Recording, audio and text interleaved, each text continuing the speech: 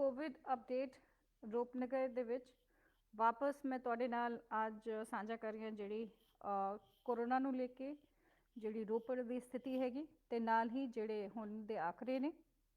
ਜਿਵੇਂ ਕਿ ਹੁਣ ਤੱਕ ਅਸੀਂ 1,68,561 ਸੈਂਪਲਸ ਲੈ ਚੁੱਕੇ ਨੇ 1,68,561 ਜਿਨ੍ਹਾਂ ਦੇ ਵਿੱਚੋਂ ਜਿਹੜੇ RT-PCR ਸੈਂਪਲ ਹੈਗੇ। ਇਸ ਤੋਂ ਇਲਾਵਾ ਜੇਕਰ ਅਸੀਂ ਪੂਰੇ ਟੋਟਲ ਸੈਂਪਲ ਦੀ ਗੱਲ ਕਰੀਏ ਜੋ RT ਸੈਂਪਲਸ ਤੇ rat samples true net samples ਨੂੰ ਮਿਲਾ ਕੇ 1,84,616 ਸੈਂਪਲਸ ਹੁਣ ਤੱਕ ਲਿੱਤੇ ਜਾ ਚੁੱਕੇ ਨੇ, ਜਿਨ੍ਹਾਂ ਦੇ ਵਿੱਚੋਂ ਹੁਣ ਤੱਕ ਜਿਹੜੀ ਸੈਂਪਲਿੰਗ ਦੀ ਗਿਣਤੀ ਆ ਰਹੀ ਸਾਡੇ ਕੋਲ ਆ ਰਹੀ ਹੈਗੀ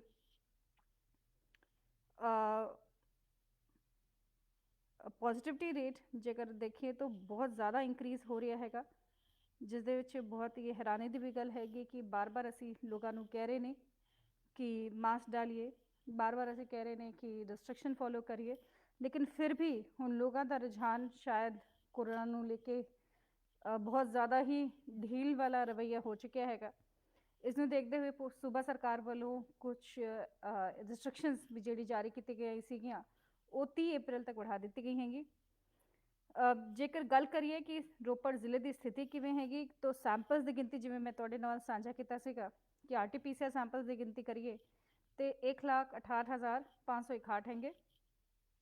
ਟੋਟਲ ਨੈਗੇਟਿਵ ਸੈਂਪਲਸ ਦੀ ਗਿਣਤੀ ਇਸ ਦੇ ਵਿੱਚੋਂ 1,61,410 ਹੈ। ਟੋਟਲ ਪੈਂਡਿੰਗ ਸੈਂਪਲਸ ਦੀ ਗਿਣਤੀ 2,054 ਹੈ। ਟੋਟਲ ਪੋਜ਼ਿਟਿਵ ਹੁਣ ਤੱਕ ਜਿਹੜੇ ਪਿਛਲੇ ਸਾਲ ਤੱਕ ਹੁਣ ਤੱਕ ਆਏ ਨੇ ਉਹ 5,869 ਹੈ, 5,869। ਟੋਟਲ ਪੋਜ਼ਿਟਿਵ ਕੇਸਿਸ ਦੀ ਗਿਣਤੀ ਜੇਕਰ ਅੱਜ ਦੇਖੀਏ ਤਾਂ 120 ਦੀ ਹੈਗੀ। ਪਿਛਲੇ 15 ਦਿਨਾਂ ਤੋਂ ਲਗਾਤਾਰ ਹੀ ਰੋਪੜ ਜ਼ਿਲ੍ਹੇ ਦੇ ਵਿੱਚ ਕਾਫੀ ਜ਼ਿਆਦਾ ਵਰਿਸਮ ਨੰਬਰਸ ਆ ਰਹੇ ਨੇ। ਰੋਜ਼ਾਨਾ ਹੀ 100 ਦੇ ਉੱਪਰ ਵਿਅਕਤੀ ਜਿਹੜੇ ਹੈਗੇ ਪੋਜ਼ਿਟਿਵ ਪਾਏ ਜਾ ਰਹੇ ਨੇ, ਜੋ ਇੱਕ ਬਹੁਤ ਹੀ ਖਤਰਨਾਕ ਟ੍ਰੈਂਡ ਵੀ ਹੈਗਾ, ਥੋੜਾ ਬਹੁਤ ਜ਼ਿਆਦਾ ਇਨਫੈਕਸ਼ੀਅਸ ਟ੍ਰੈਂਡ ਹੈ, ਜਿਸ ਨੂੰ ਬਾਰ-ਬਾਰ ਰੋਕਣ ਵਾਸਤੇ ਅਸੀਂ ਤੁਹਾਡੀ ਸਹਿਯੋਗ ਦੀ ਅਪੀਲ ਕਰ ਰਹੇ ਨੇ। ਡਿਸਚਾਰਜ ਜਿਹੜੇ ਲੋਕ ਹੋਏ ਨੇ ਜਿਹੜੇ ਕੋਰੋਨਾ ਨੂੰ ਹਰਾ ਕੇ ਵਾਪਸ ਆਪਣੇ ਘਰਾਂ ਨੂੰ ਪਰਤੇ ਨੇ ਉਹ ਹੁਣ 87 ਨੇ, 87। ਟੋਟਲ ਰਿਕਵਰਡ ਪੇਸ਼ੈਂਟ ਦੀ ਗਿਣਤੀ ਹੁਣ ਤੱਕ 4,751 ਹੋ ਚੁੱਕੀ ਹੈਗੀ। एक्टिव केसेस की गिनती जो हुण तक आज तक बहुत ज़्यादा रही है, कभी भी साढ़े कोल एक्टिव केसेस की गिनती इन्नी ज़्यादा कभी इस तादाद दे विच नहीं रही और 903 हो चुकी है रोपड़ जिले दे विच। इस तो तुसीं समझ सकते हो कि जिहड़ी ये सैकेंड वेव है कोरोना की ये कितनी खतरनाक है, कितनी ज़्यादा साडे लई ये चिंताजनक गल हैगी। इस करके ये कोरोना नूं तुसीं हल्के दे विच ना लो, मेरी तुहाडे तो बेनती हैगी, क्योंकि रोज़ाना असी डेथ्स देख रहे हैं, रोज़ाना असी बहुत ज़्यादा केसेस की गिनती नवी आ रही हैगी। जिवें आज की गल करिए तो आज भी 3 डेथ्स हुई हैगी रोपड़ जिले दे केसेस के मद्देनज़र। टोटल डेथ्स की संख्या हुण तक इस करके 215 हो चुकी है, जो पिछले कुछ दिनों तो बहुत ही ज़्यादा डेथ्स हुई हैंगी, लगभग 24 तो ऊपर हैंगी, जो बहुत ही ज़्यादा अपने को जेकर सचेत असी रखना चाहते हैं, असी सजग रहना चाहते हैं, तो ये ज़रूरी हैगा कि इस तरीके के जिहड़ा फैलाव हो रहा है कोरोना तो सानू इस तो असी बच सकें। इस दे नाल ही मैं तुहाडे नाल साझा करना चाहती हाँ कि जिवें L3 दे जिन्हां नूं क्रोनिक पेशेंट्स कहते हैं वो L3 की कैपेसिटी दे विच जो काफ़ी ज़्यादा सीरीयस पेशेंट हो जाते हैं साडे वो 12 ने। L2 दे विच इलाज ले रहे ने वो 68 पेशेंट्स ने। साडे कोल L1 दे विच हुण 93 पेशेंट्स ने जिहड़ी अपनी ट्रीटमेंट करा रहे हैं। होम आइसोलेशन दे विच 691 पेशेंट्स ने। अनट्रेसेबल की गिनती 11 हैगी। स्टिल एलोकेशन जी आज की डेट दी रिपोर्ट आई हैगी 28 ने। टोटल मिलके 903 हैगा। क्यूमुलेटिव CFR की जेकर गल करिए तो 3.66 है, जो एक बहुत बड़ा फिगर हैगा। जेकर असी देखिए तो पंजाब सूबे की CFR भी जेकर देखिए तो 2% तो थले है, तो रोपड़ जिले का CFR लगातार वध रहा हैगा। तो इस करके ज़्यादा पेशेंट जिहड़े ज़्यादा बीमार हो रहे हैं कोरोना तो, स्पैशली जिन्होंने ऑलरेडी कोमॉर्बिड कंडीशन कोई हैगी, उन्होंने वास्ते एक बीमारी होर खतरनाक साबित हो रही हैगी। ਇਸ ਕਰਕੇ ਜ਼ਰੂਰ ਇਸ ਦੇ ਵਿੱਚ ਕਰਾਉਣ। ਨਾਲ ਹੀ ਪੋਜ਼ਿਟਿਵਿਟੀ ਰੇਟ ਜਿਵੇਂ ਹੈਗੀ ਉਹ ਵੀ ਵੱਧ ਰਹੀ ਹੈਗੀ। ਜੇਕਰ ਅਗਰ ਗੱਲ ਕਰੀਏ ਤਾਂ 3.17 ਹੈ। ਰਿਕਵਰੀ ਰੇਟ ਵੀ ਇਸ ਕਰਕੇ ਕਾਫੀ ਇਸ ਦੇ ਵਿੱਚ घट गई हैगी, 80.95 ही रह गई है आज की डेट में। जेकर माइक्रो कंटेनमेंट जोन की गल करिए तो साढ़े कोल दशमेश नगर दूसरा भाग जिहड़ा असीं कीता सीगा रोपड़ जिले दे विच, रोपड़ शहर दे विच, यानी जैल सिंह दे 2 पार्ट्स दे विच माइक्रो कंटेनमेंट जोन है। जगजीत नगर दे विच, रोपड़ दे विच 2 जगजीत नगर रोपड़ दे विच भी माइक्रो कंटेनमेंट जोन है। तो इस दे नाल ही साढ़े कोल 2 कंटेनमेंट जोन भी हैगी जो बड़वा पिंड दे विच है और एक मोजोवाल पिंड है नंगल दे विच। इस तो इलावा हुण जिवें सारिਆਂ ਨੂੰ पता हैगा कि वैक्सीनेशन प्रोग्राम भी चालू हो चुकिया हैगा। मैं सारिਆਂ ਦੀ जानकारी वास्ते दसना चाहती हाँ कि वैक्सीनेशन प्रोग्राम हर PHC सेंटर मतलब प्राइमरी हैल्थ सेंटर 84 सेंटर हैंगे पूरे रोपड़ जिले दे विच, उत्थे सारियां थावां ते वैक्सीनेशन प्रोग्राम चालू है। कोई भी व्यक्ति जो 45 साल तो उपर है वो अपना वैक्सीनेशन करा सकता है। इस दे विच बार बार असीं लोकां दे कोल जा रहे ने, अपील कर रहे हैं, लेकिन किसी ना किसी कारण तो या फिर संकोच है या फिर गलत इंफॉर्मेशन है कि जी वैक्सीन लगाने तो पता नहीं की हो जाना है, बीमार हो जाना है, बंदा हस्पताल दे विच चला जाता है। ये चीज़ बहुत ज़रूरी है तुहाडे ध्यान दे विच लाने वास्ते कि फ्रंटलाइन वर्कर्स ते हैल्थ केयर वर्कर्स ने तुहाडे वैक्सीनेशन तो 1 महीना पहले ही वैक्सीनेशन 2 महीना पहले ही वैक्सीनेशन करा चुके हैं। साडे रोपड़ जिले दे विच अज तक कोई भी एडवर्स इन्फेक्शन केस नहीं आया हैगा। तो इस करके ये बहुत ज़रूरी है।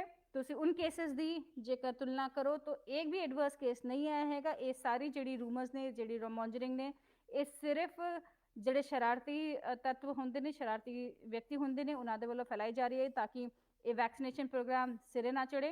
लेकिन मैं तुहानूं अपने परिवार वास्ते, अपनी खुद के सेफ्टी वास्ते अब बार बार अपील करना चाहांगी। तो मैं फिर वापस आज अपील कर रही हाँ कि तुहाडे नज़दीकी कोई भी स्वास्थ्य केंद्र हैगा, जिवें कि मैं प्राइमरी हैल्थ सेंटर की गल करा, तुहाडे कम्यूनिटी हैल्थ सेंटर्स की गल करते हैं, सरकारी सारे हॉस्पिटलों के विच कुछ प्राइवेट हॉस्पिटल्स भी हैंगे जिन्हां दे साडे कोल आए हैंगे जो वैक्सीनेशन प्रोग्राम रखना चाहते हैं। कुछ जिवें कि IIT रोपड़ दे विच, थर्मल प्लांट दे विच, NFL दे विच, BBMB दे विच, जहाँ पे उन्हां दे खुद की डिस्पेंसरियाँ हैंगी, उत्थे भी असीं वैक्सीनेशन प्रोग्राम स्टार्ट करा दिता हैगा। अंबुजा के कैंपस दे विच जिथे उन्हां दा हॉस्पिटल सैटअप है, उत्थे भी असीं वैक्सीनेशन प्रोग्राम स्टार्ट करा दिता हैगा। तो इस करके हुण तुहाडी जिम्मेवारी हैगी, हुण तुसीं अपने परिवार की जिम्मेवारी चको। तो आपदे परिवार दे विच जेकर कोई भी व्यक्ति 45 साल तो उपर है, भावें उसनूं कोई शुगर की बीमारी, भावें हाइपरटेंशन की, कोई होर किडनी प्रॉब्लम या कोई भी इशू अगर है हेल्थ का, तुसीं जरूर बेहिजक आओ साडे वैक्सीनेशन सेंटर दे विच। वैक्सीनेटर खुद तुहाडी वो जांच करूगा और इन्हां दी किसी भी बीमारी तो कोई कॉन्ट्रवेंशन नहीं है कि ये व्यक्ति वैक्सीन नहीं लगा सकता। साडे कोल बहुत ऐसे व्यक्ति हैं जिन्हों ने वैक्सीनेशन लगवाई है, भले चंगे ने, पूरी डोज ले चुके हैं, जिन्होंने हार्ट की बीमारी या BP की शिकार या हाइपरटेंशन वगैरह की कोई बीमारी सीगी। सिर्फ असी प्रेगनेंट विमेन और लैक्टेटिंग मदर्स, क्योंकि बच्चे नूं आगे जाके कोई इफेक्ट हो सकता हैगा जिसकी पूरी पुष्टि अभी नहीं है, इस करके असी सिर्फ प्रेगनेंट विमेन और लैक्टेटिंग मदर्स जिहड़ी अपने बच्चों नूं दूध पिला रही हैं, ऐसी मावां नूं छड्ड के सारिਆਂ ਨੂੰ ही वैक्सीनेशन वास्ते प्रेरित कर रहे हैं।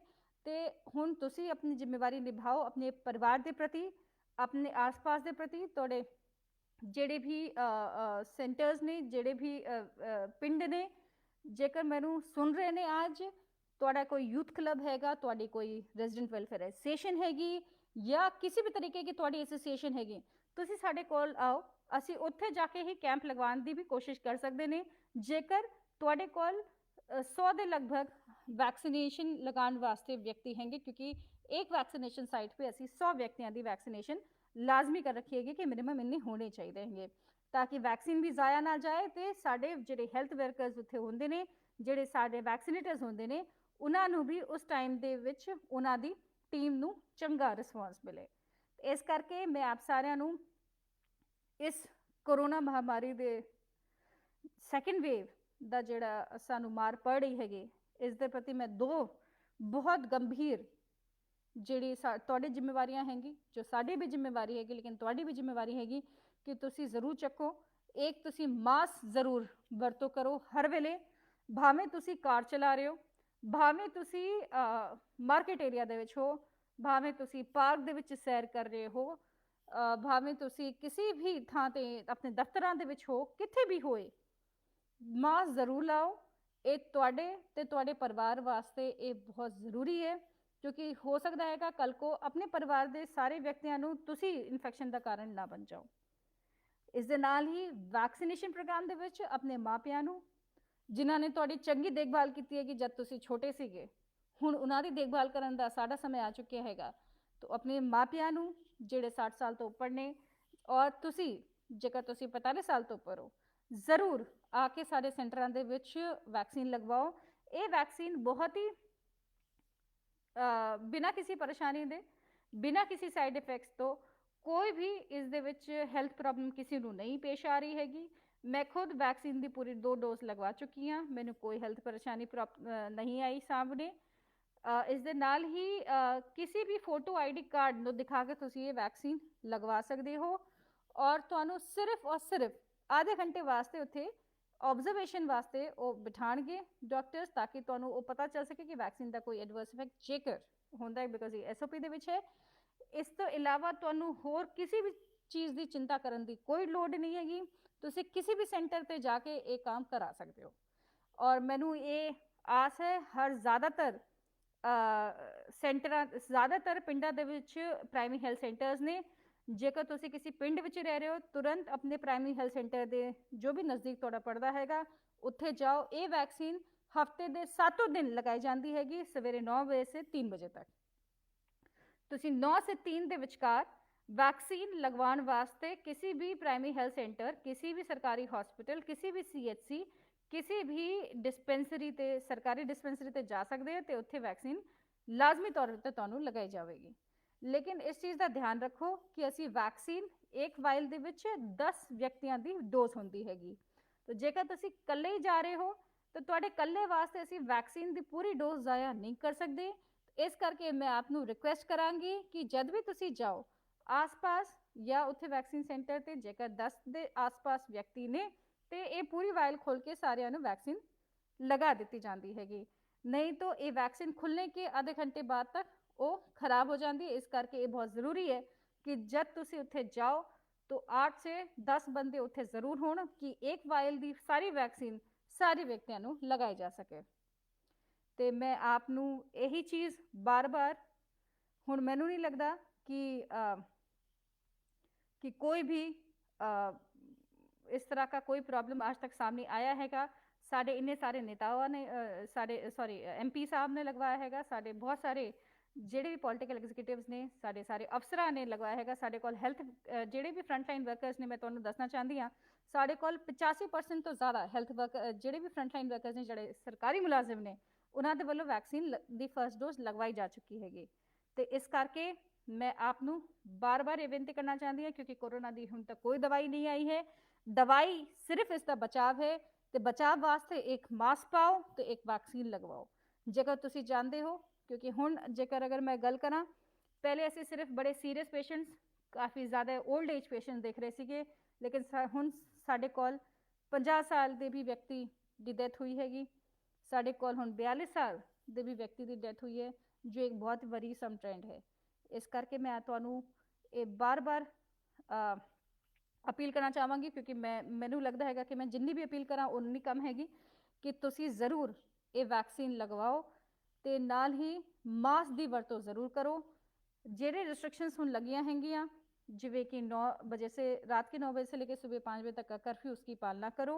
ਜਿਹੜੇ ਕੰਟੇਨਮੈਂਟ ਜ਼ੋਨ ਔਰ ਮਾਈਕਰੋ ਕੰਟੇਨਮੈਂਟ ਜ਼ੋਨ ਦੇ ਵਿੱਚ ਵਸਨੀਕ ਰਹਿ ਰਹੇ ਨੇ, ਮੇਰੀ ਉਹਨਾਂ ਤੋਂ ਵੀ ਬੇਨਤੀ ਹੈ ਕਿ ਤੁਸੀਂ ਆਪਣੀ ਸੈਂਪਲਿੰਗ ਜ਼ਰੂਰ ਕਰਾਓ, ਕਿਉਂਕਿ ਜਦ ਤੱਕ ਤੁਹਾਡੀ 100% ਸੈਂਪਲਿੰਗ ਨਹੀਂ ਹੋ ਜਾਂਦੀ, ਅਸੀਂ ਉੱਥੇ ਕੰਟੇਨਮੈਂਟ ਜ਼ੋਨ ਨਹੀਂ ਖੋਲ੍ਹ ਸਕਦੇ। ਇਸ ਕਰਕੇ ਅਸੀਂ ਵੀ ਨਹੀਂ ਚਾਹੁੰਦੇ ਕਿ ਤੁਹਾਨੂੰ ਕੋਈ ਅਨਕੰਫਰਟੇਬਲ ਪੋਜੀਸ਼ਨ ਦੇ ਵਿੱਚ ਰਹਿਣਾ ਪਏ, ਲੇਕਿਨ ਸਾਡੇ ਲਈ ਇਹ ਬਹੁਤ ਜ਼ਰੂਰੀ ਹੈ ਕਿ ਤੁਸੀਂ ਸੈਂਪਲਿੰਗ ਕਰਾ ਲਓ। ਬੇਸ਼ੱਕ ਉਹ ਸੈਂਪਲ ਭਾਵੇਂ ਨੈਗੇਟਿਵ ਆਏ, ਇਹ ਤੁਹਾਡੇ ਲਈ ਬਹੁਤ ਚੰਗੀ ਗੱਲ ਹੈਗੀ, ਲੇਕਿਨ ਸਾਡੇ ਕੋਲ ਇਹ ਬਹੁਤ ਜ਼ਰੂਰੀ ਔਰ ਲਾਜ਼ਮੀ ਇੰਸਟਰਕਸ਼ਨਸ ਹੈਗੀ ਕਿ ਕੰਟੇਨਮੈਂਟ ਜ਼ੋਨ ਔਰ ਮਾਈਕਰੋ ਕੰਟੇਨਮੈਂਟ ਜ਼ੋਨ ਦੇ ਵਿੱਚ ਵੱਧ ਤੋਂ ਵੱਧ ਲੋਕਾਂ ਦੀ ਸੈਂਪਲਿੰਗ ਜ਼ਰੂਰ ਕਰਾਈ ਜਾਵੇ। ਇਸ ਕਰਕੇ ਆਪ ਲੋਕ ਸਾਰੇ ਲੋਕ ਪਲੀਜ਼ ਕਾइंडली ਜ਼ਰੂਰ ਇਸ ਚੀਜ਼ ਨੂੰ ਧਿਆਨ ਰੱਖਣ। ਤੇ ਮੈਨੂੰ ਕੁਝ ਲੋਕ ਪੁੱਛ ਰਹੇ ਨੇ ਕਿ ਵੈਕਸੀਨ ਦੀ ਜ਼ਿੰਮੇਵਾਰੀ ਕਿਸ ਦੀ ਹੋਏਗੀ। ਮੈਂ ਤੁਹਾਨੂੰ ਦੱਸਣਾ ਚਾਹੁੰਦੀ ਹਾਂ ਕਿ ਅਸੀਂ ਜਦ ਸੇ ਬਚਪਨ ਤੋਂ ਹੁਣ ਤੱਕ ਬੜੇ ਹੋਏ ਨੇ, ਸਾਰੇ ਬੱਚਿਆਂ ਨੂੰ 5 ਸਾਲ ਤੱਕ ਵੈਕਸੀਨ ਲਗਵਾਈ ਜਾਂਦੀ ਹੈਗੀ ਔਰ वो अगले अलग अलग टाइम पे लगवाई जाती है, 2 साल, 2 महीने, 4 महीने वगैरह वगैरह। किसी भी वैक्सीन का कोई भी एडवर्स इफेक्ट उसी तरीके ਦਾ ਹੈ ਜਿਵੇਂ ਹੋਰ ਅਸੀਂ ਵੈਕਸੀਨ ਆਪਣੇ ਬਚਪਨ में ਲਗਵਾਉਂਦੇ ਹੈਗੇ। ਤੇ ਇਸ ਕਰਕੇ ਇਹ ਵੈਕਸੀਨ ਹੁਣ ਤੱਕ ਕਿਉਂਕਿ ਕਰੋੜਾਂ ਲੋਕਾਂ ਨੂੰ ਲੱਗ ਚੁੱਕੀ ਹੈਗੀ ਤੇ ਕੋਈ ਵੀ ਐਡਵਰਸ ਇਫੈਕਟ ਇਸ ਤਰੀਕੇ ਦਾ ਅਸੀਂ ਸਿਰਫ ਆਪਣੇ ਮਨਾਂ ਦੇ ਵਿੱਚ ਬਣਾ ਕੇ ਬੈਠੇ ਹੋਏ ਨੇ, ਕੋਈ ਨਹੀਂ ਆ ਰਿਹਾ। ਤੇ ਇਸ ਕਰਕੇ ਮੈਂ ਤੁਹਾਨੂੰ ਵਾਪਸ ਅਪੀਲ ਕਰਨਾ ਚਾਹਾਂਗੀ ਕਿ ਅਸੀਂ ਬਚਪਨ ਤੋਂ ਜਦ ਵੈਕਸੀਨ ਲਗਵਾਉਂਦੇ ਆਪਣੇ ਸਾਰੇ ਬੱਚਿਆਂ ਨੂੰ ਲਗਵਾਉਂਦੇ ਹੈਗੇ, ਉਸੇ ਤਰੀਕੇ ਨਾਲ ਇਹ ਵੀ ਵੈਕਸੀਨ ਹੈ। तो तुसी ये चीज़ मना तो निकाल दो कि इस वैक्सीन तो कोई होर एडवर्स इफेक्ट हो जाना, क्योंकि जैसे जिमें वो वैक्सीन काम करती है और साढ़े बच्चों को बचाती है कि किसी भी बीमारी के प्रति, उसी तरीके नाल ये वैक्सीन सानू कोरोना की बीमारी तो बचाएगी। ये हुण तुहाडी जिम्मेवारी हैगी कि तुसी अपने परिवार को कितना प्यार करते हो, तुसी अपने परिवार के प्रति किन्ने ज़्यादा सजग हो। तो इसी अपील के नाल मैं फिर वापस शाम 5 बजे तुहाडे कोल अगले हफ्ते वैडनसडे वापस कोरोना की जानकारी साझा करांगी, लेकिन उस वेले तक जरूर मास्क की वरतों जरूर करिए, रिस्ट्रिक्शनस का पालन करिए, क्योंकि ये रिस्ट्रिक्शनस हुण अगले 15 दिन बहुत ज़्यादा संजीदगी नाल बिताने वाले हैंगे। तो अपने परिवार को भी जरूर इसकी जानकारी दईए। Thank you. सत श्री अकाल।